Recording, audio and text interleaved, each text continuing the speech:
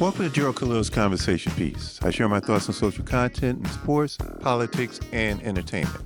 And if you're new to the channel, don't forget to like, share, and subscribe. Ever since the Cavaliers season came to an end with a 4-1 series loss to the Indiana Pacers in the Eastern Conference semifinals, there's been a lot of talk from media members, talk show hosts, and even content creators on how to improve the team.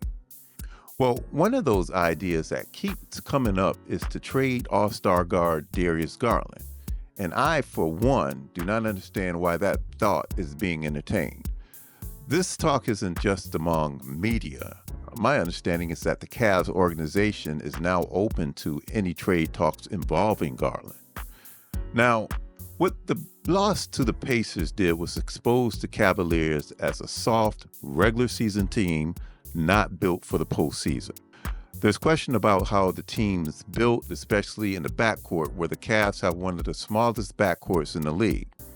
Though talented, the Garland-Donovan Mitchell backcourt is often targeted on pick and rolls against bigger and taller opposition. And with Garland missing the first 2 games of the series against the Pacers, in which the Cavs then fell into a 2-0 hole, his toughness was questioned despite him having a bruised toe. And this wasn't the first time this happened. Last year, he was hurt and he seemed to lack that competitive fire. And then there was the year before that against the New York Knicks, where the Cavs lost in 5 games. But if you're going to trade an undersized yet talented point guard and your team is in the luxury tax bracket, what do you expect to get back for him? And in whatever you get back to him, how do you expect your team to be better? I was listening to some of the Garland trade proposals on the Ultimate Cleveland Sports Show, and one of the characters on the show, Adam the Bull, was just totally disrespecting Garland's game. He just wanted to make a trade just for the sake of making a trade. Let's listen to the hate. We got 10 Darius Garland trades. Ooh, I like that it. I'm going to pitch to you guys. Sheesh. And they're I'm all telling you right compliant. now, if you and Jason say no to all 10, no, I'm throwing you both the hell out of here. So they're all cap compliant. So they work money-wise. Why do we have to say yes to one of them? There has do to we be have- one trade that we can why? make.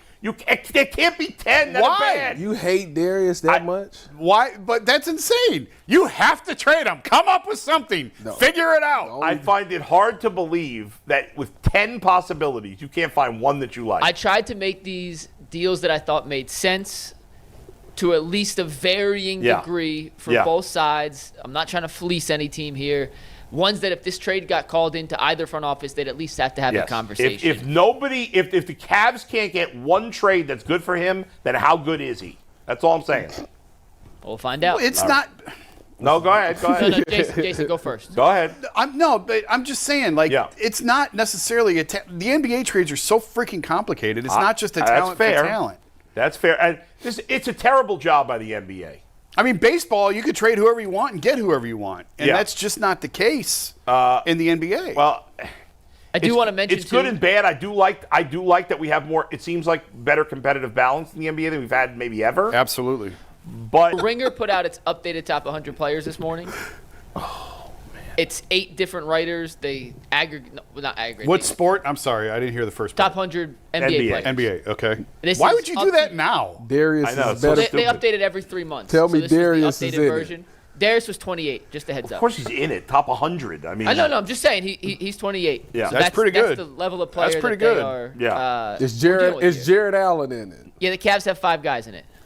Who's DeAndre Hunter. Donovan was 8, Mobley 17, Garland 28, Allen 57, Hunter 82. But I just wanted to say that because Garland. So is who's 28. after Garland? The next couple of guys. I want to know, please.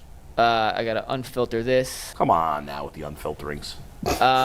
2 guys before 25, Jaren Jackson Jr., 26, Aaron Fox, 27, Chet Holmgren, 28, Darius Garland, 29, Jamal Murray, 30, James Harden, 31, Domantas Sabonis, 32, Bam Adebayo, 33, Trae Young. Wait a second.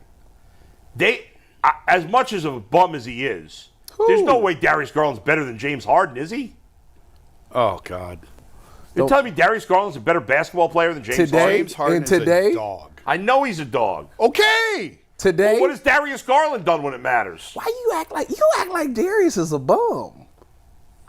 Bull's going way too far the opposite direction. You really have. Like, he really nice, though. Like, he really liked that with that basket. He's not. Yes, he is. No, he got hurt. He's the opposite of like that. He literally got hurt. He always gets hurt. The man is like a walking 20. Like, with 8 assists. I'm sorry. Scoring 20 points a game in the NBA is that's like being 1,000-yard running back.